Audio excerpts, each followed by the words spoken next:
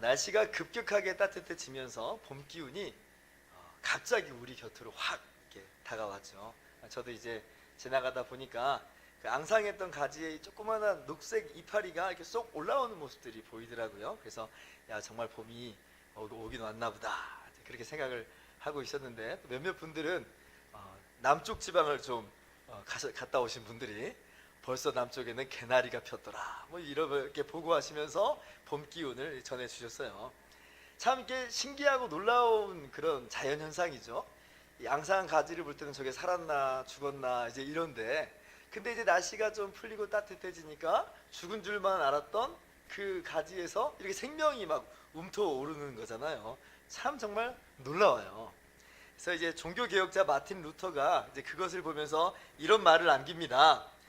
우리의 주님은 성경책뿐 아니라 봄에 피어나는 모든 나뭇잎에도 부활을 기록해 두셨다. 명언이죠. 그래서 이 다시 움터오르는 그 새싹들을 보면서 우리는 무엇을 발견하게 되냐면 부활의 생명을 거기서 우리가 맛보게 되는 거죠. 따뜻한 봄날이 시작됐습니다. 여러분 주변에 피어오르는 그 생명들을 즐기시고 더불어서 거기에 새겨진 바 부활의 약속을 묵상하는 귀한 시간들이 되기를 소망합니다. 그래서 우리 교회도 4월 29일 날 야유회를 갑니다. 부활의 약속을, 부활의 소망을 함께 누리고자 가는 거예요. 여러분 기대해 주시고 청장년들 또 많이 또 참여해 주시기 바랍니다. 오늘 우리가 이제 마태복음 28장을 통해서 예수님의 부활 사건을 보고 있습니다. 예수님께서 십자가에 못 박혀 죽으신 그 의미에 대해서 지난 시간에 우리가 함께 말씀을 나눴어요.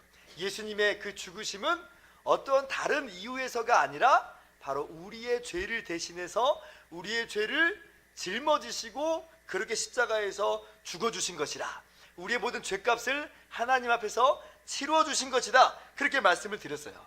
그런데 주님의 십자가만으로는 그 말씀이, 주님께서 정말 우리의 죄값을 치루어 주셨다는 말씀이 이게 참인지 아닌지는 확인할 방법이 없어요. 왜냐하면 아니 뭐 그냥 예수님도 죽으시고 끝났는데 어떻게 그 말을 우리가 장담할 수 있느냐는 거예요. 만약 저만 해도 예수님이 부활하시지 않았다고 그러면요, 예수님이 십자가에서 죽으셔서 우리의 모든 죄값을 다 치르셨다고? 아 진짜야? 아마 그러한 의심을 저도 아마 가졌을지 몰라요. 물론 이제 어떤 분들은 뭐 그런 거 없이도 그냥 믿는 분들이 있겠지만, 많은 사람들은 주님의 부활로 끝나버렸다면, 주님의 죽으심으로 끝나버렸다면 아마도 그 주님의 십자가의 그 의미, 우리를 위한 대속의 그 죽으심의 의미를 그 마음 가운데 새기기는 어렵겠다, 이런 생각을 한번 해봐요. 자, 그런데 성경은 우리 주님의 십자가의 죽으심을 그 마지막 내용으로 기술하지 않고요, 사복음서 모두 다 동일하게 예수님은 다시 살아나셨습니다, 우리들에게 이야기해요. 그 말이 이야기하는 바는 뭐겠어요? 그러므로 주님께서 우리를 위해서 대신 죽으신 그 십자가의 대속은 사실이다, 참이다 라고 우리들에게 그렇게 이야기하는 것이죠. 자, 그렇다면 우리의 이 논점은 바뀝니다. 정말 주님의 십자가 대속이 우리의 죄를 대신한 것인가?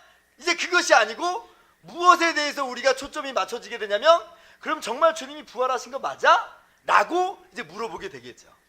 정말 부활하셨는가? 부활하셨다라고 분명히 성경은 말하는데 거짓말 아닌가? 꾸며낸 거 아닌가? 조작한 거 아니야? 라고 말할 수 있다는 거죠.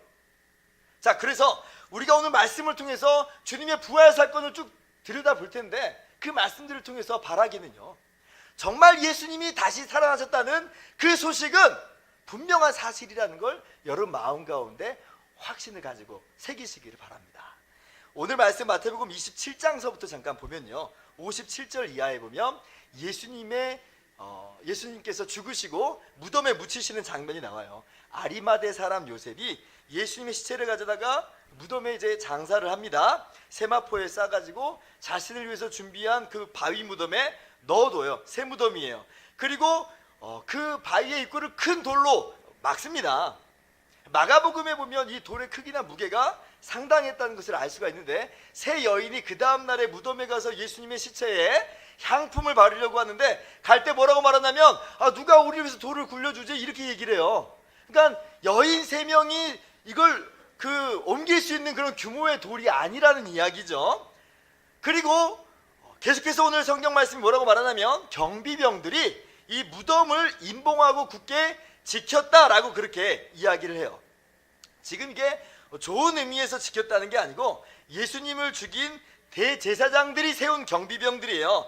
이 대제사장들이, 바리새인들이 뭘 기억하고 있었냐면, 예수님이 살아 계셨을 때 내가 3일 만에 다시 살아나리라, 그 말씀을 기억하고 있었거든요. 그러니까 혹시나 제자들이, 예수님의 제자들이 와가지고 이 무덤에서 시체를 훔쳐갔다가 예수님 부활하셨다라고 거짓말을 퍼뜨리고 다닐까봐, 그래서 이제 경비병들을 고용해서 세운 거예요. 이 사람들은 믿지 않는 거거든요. 그래서 마태복음 27장 66절에 보니까, 그들이 경비병과 함께 가서 돌을 임봉하고 무덤을 굳게 지키니라, 그렇게 이야기해요. 그러니까 지금 예수님께서 무덤에 묻히셨어요. 거기에는 큰 돌이 있었고, 그리고 경비병들이 아주 단단하게 지키는 그런 환경이었다는 거예요.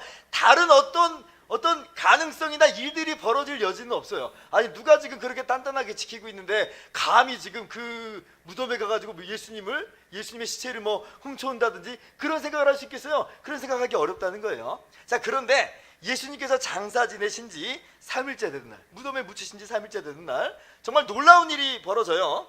여인들이 해돋을 때에 무덤에 가는데 이미 돌이 굴려져 버려요. 그리고 천사가 출현하고요, 그것을 지키던 경비병들이 혼비백산해가지고 막 바들바들 떨고 있는 거예요.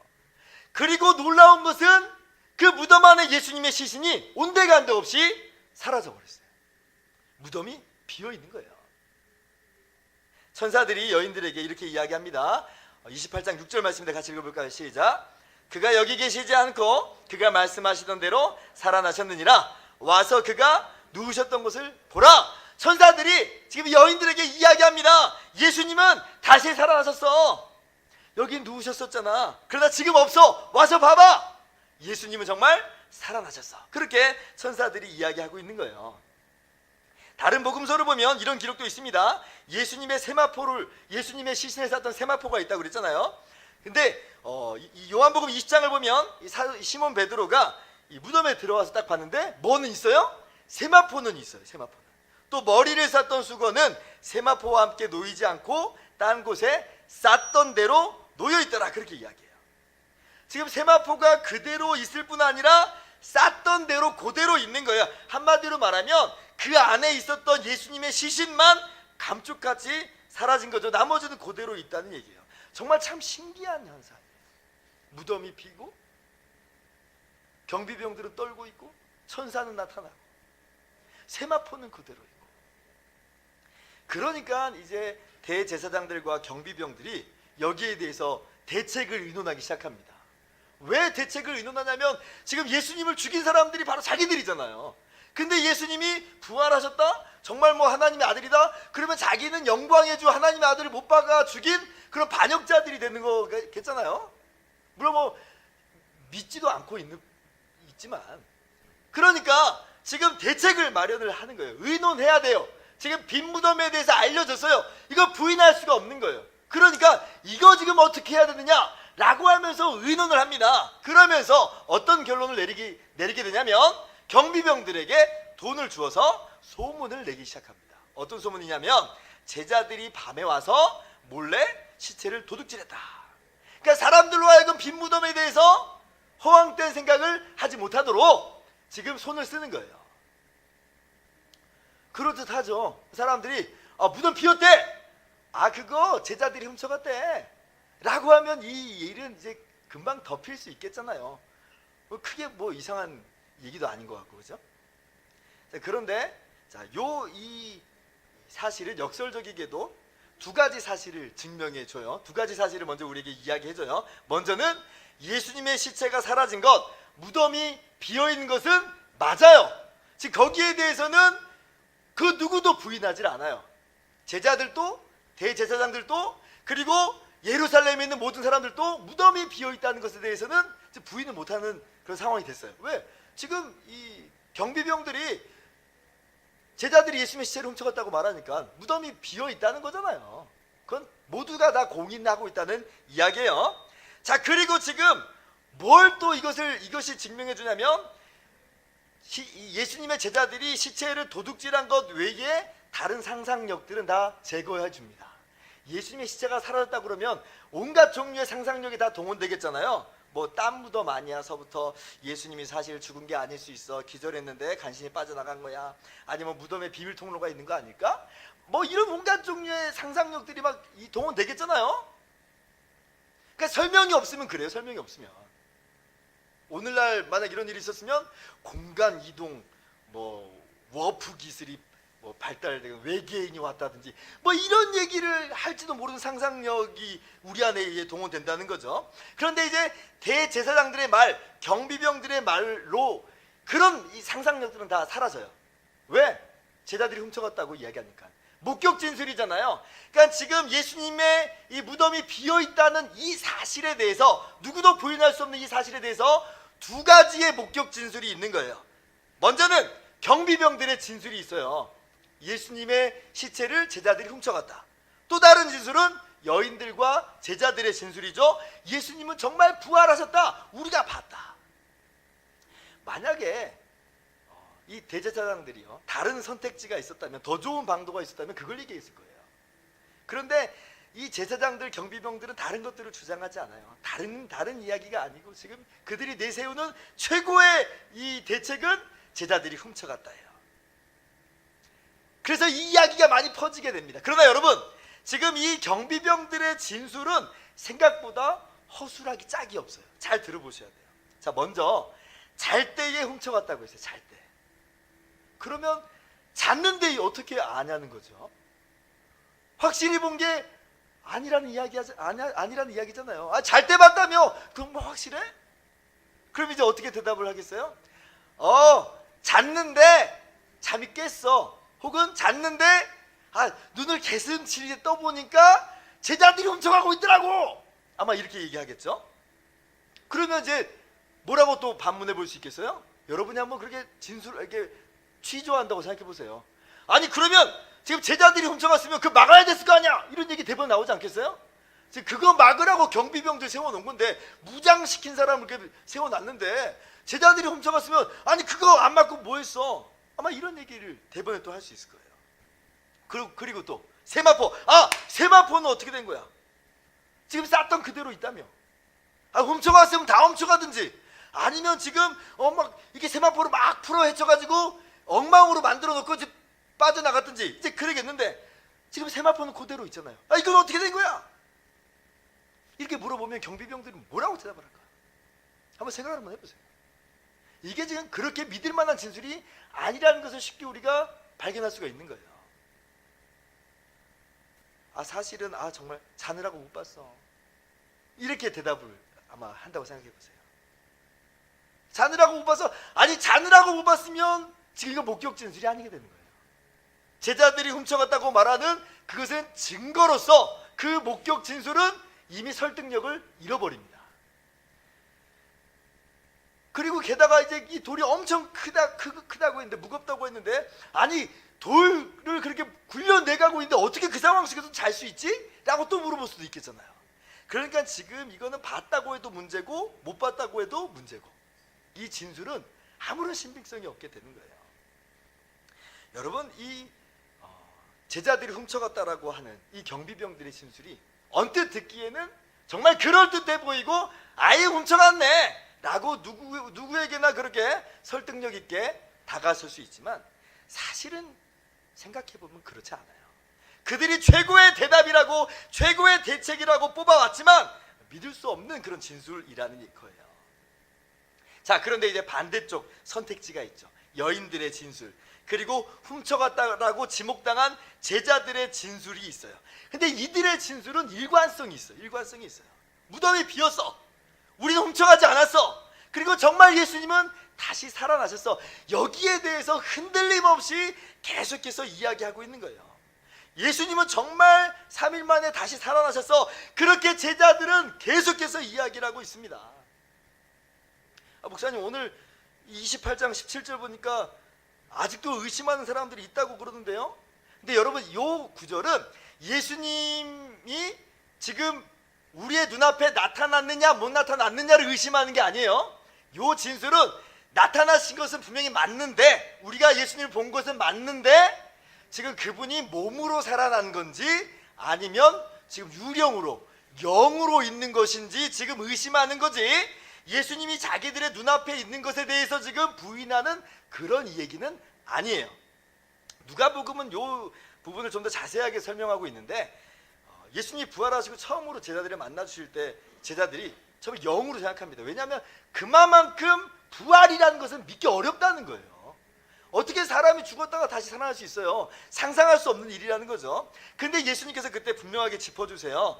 24장 39절 말씀인데 한번 같이 읽어봅시다. 시작. 내 손과 발을 보고 나인 줄 알라. 또 나를 만져보라. 영은 살과 뼈가 없으되 너희 보는 바와 같이 나는 있느니라. 그러면서 구운 생선 한 토막을 그 앞에서 잡수시기까지 해요. 그러니까 예수님이 부활하신 것은 그냥 이게 영으로 나타난 게 아니라 몸으로 분명하게 살아나셨다는 것을 제자들에게 보여주시는 거예요. 어쨌든지 간에 지금 제자들은 부활하신 그 주님을 눈으로 보고 있어요. 거기에 대해서는 흔들림 없이 계속해서 이야기하고 있는 거예요. 주님께서 승천하신 이후에 제자들이 예수님께서 부활하셨다라고 증언하기 시작합니다.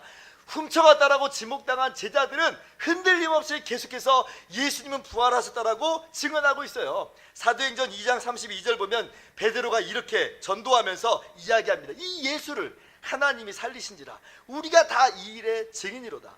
성전 미문에 있는 안진뱅이를 고치셨을 때에도 다시 한번 이렇게 말해요. 너희가 생명의 주를 죽였도다.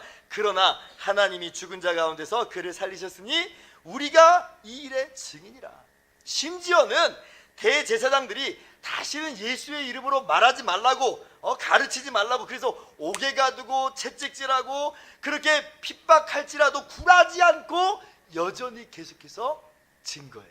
예수님은 다시 살아나셨다는 거예요. 사도행전 5장 보니까 너희가 나무에 달아 죽인 예수를 우리 조상의 하나님이 살리시고라고 말하면서 우리가 일의 증인이다. 옥에 갇히는 거, 채찍질 당하는 거, 얘 굴하지 않아요. 그것이 이들의 증언을 막지 못해요. 왜 그럴까요? 왜 이렇게 일관성 있게 계속해서 이야기할까요? 결국 이것 때문에 죽기까지 해요. 왜 그럴까요? 왜냐하면 그들은 정말 부활하신 예수님을 보았다는 거예요. 그러니까 이 두 선택지가 있는데 한쪽의 진술은 너무 의심적이에요. 미심적인 게 너무나 많아요. 언뜻 듣기에는 훔쳐갔다라고 말하는 게 그럴듯하게 들렸는데 파고 들어가 보면 들어가 볼수록 그 말이 더 이상해. 그런데 부활하셨다고 하는 말은 믿겨지지가 않는데 들어가면 들어갈수록 너무나도 분명하고도 확신 있게 계속해서 이야기하는 거예요. 목숨을 내놓으면서까지 우리가 부활의 주님 만난다. 여담입니다마는 부활을 증거하는 이 바울 사도의 모습은 더 드라마틱하기까지 하죠.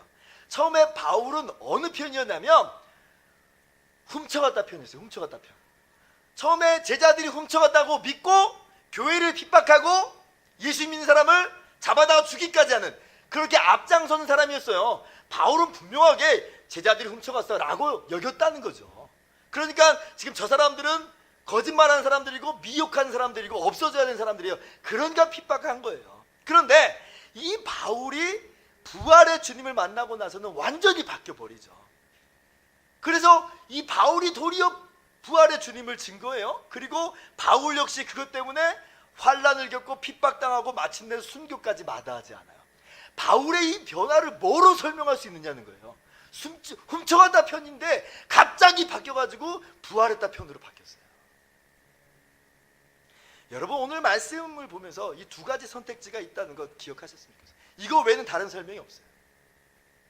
다른 상상력을 발휘하려 드지 마세요. 훔쳐갔든지 아니면 정말 살아나셨든지예요. 어느 쪽이 더 믿을 만한가?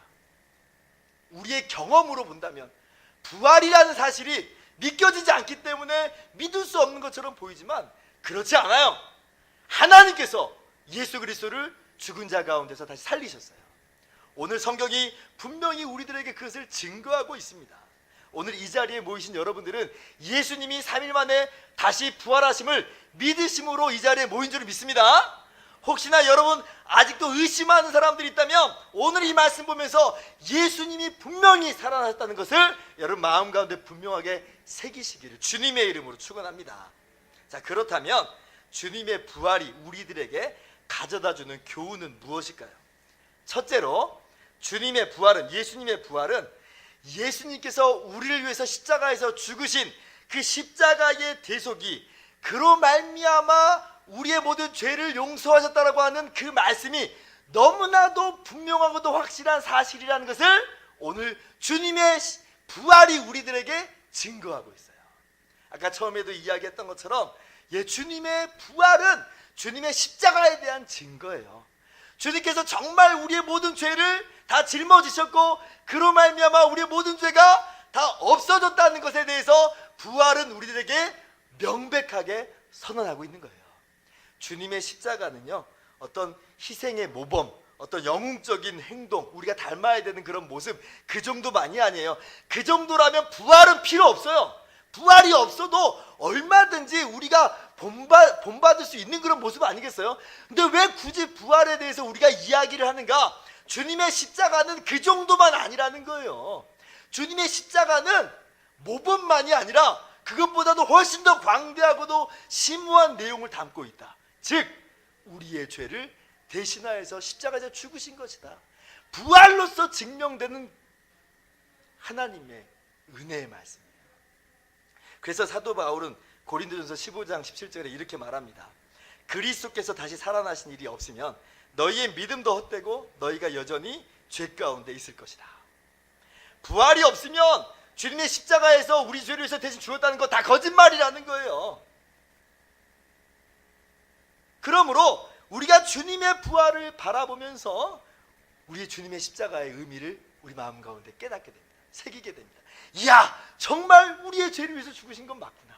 정말 예수님의 십자가 때문에 우리 죄는 다 용서받은 게 맞구나. 오늘 이 시간 부활의 주님 바라보면서 죄 용서의 은혜를 여러분 마음 가운데 깊이 새기기를 소망합니다. 부활로서 여러분 가운데 분명하게 말씀하세요. 예수님의 십자가는 정말 저와 여러분의 죄를 위한 십자가였고 그로 말미암아 우리의 죄는 완전히 용서받음을 믿으시기 바랍니다. 둘째로 예수님의 부활은 주님의 십자가로 말미암는 그 영원한 생명이 우리 가운데 분명하게 주어졌음을 또한 증거하고 있어요. 로마서 4장 25절 말씀인데요, 한번 같이 읽어봅시다. 시작. 예수는 우리가 범죄한 것 때문에 내줌이 되고 또한 우리를 의롭다 하시기 위하여 살아나셨느니라. 예수님께서 다시 살아나셨어요. 그래서 우리에게 무엇을 주셨다고 말하냐면 주님의 의를 가져다 주셨다고 이야기해요. 주님의 영원한 생명으로 우리 가운데 주셨다라고 이야기해요. 지금 우리가 받고 우리가 누리는 의는 부활하신 주님이 주신 의예요. 좀 더 정확히 말하면 부활하신 주님과 연합함으로 얻게 된 의, 누리게 되는 생명이에요. 여러분 이런 상상을 안 했으면 좋겠습니다.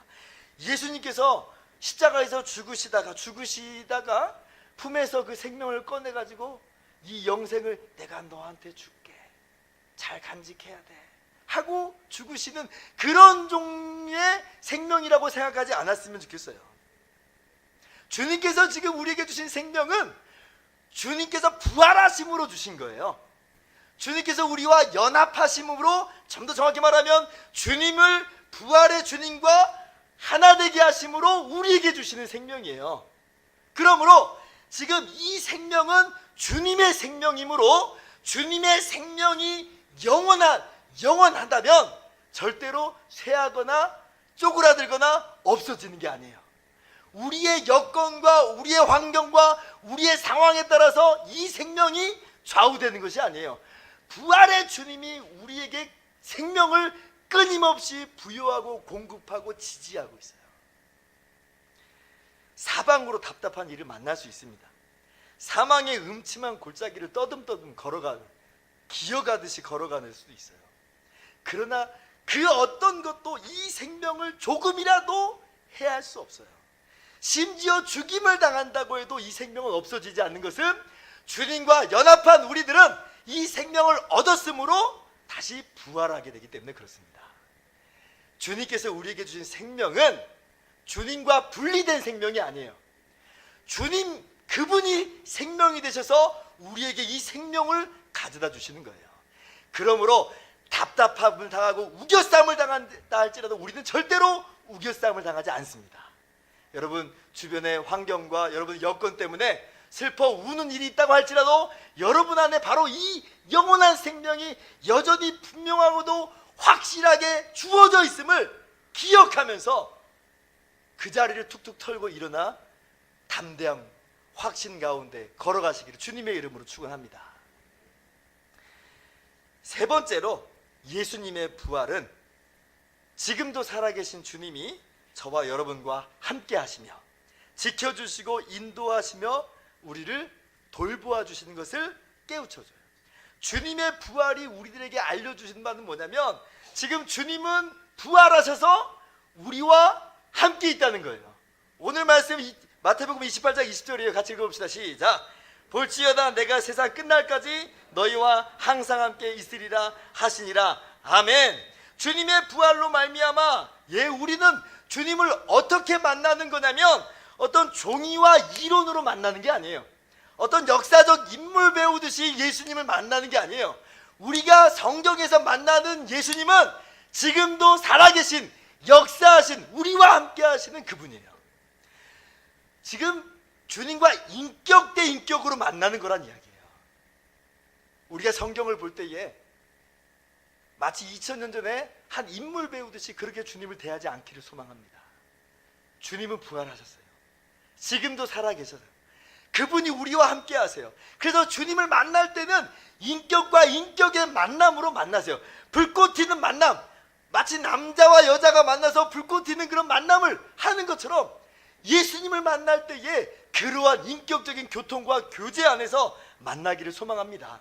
오늘도 살아계신 주님께서는 하나님의 말씀인 성경을 통해서 우리에게 끊임없이 말씀하시는 거예요.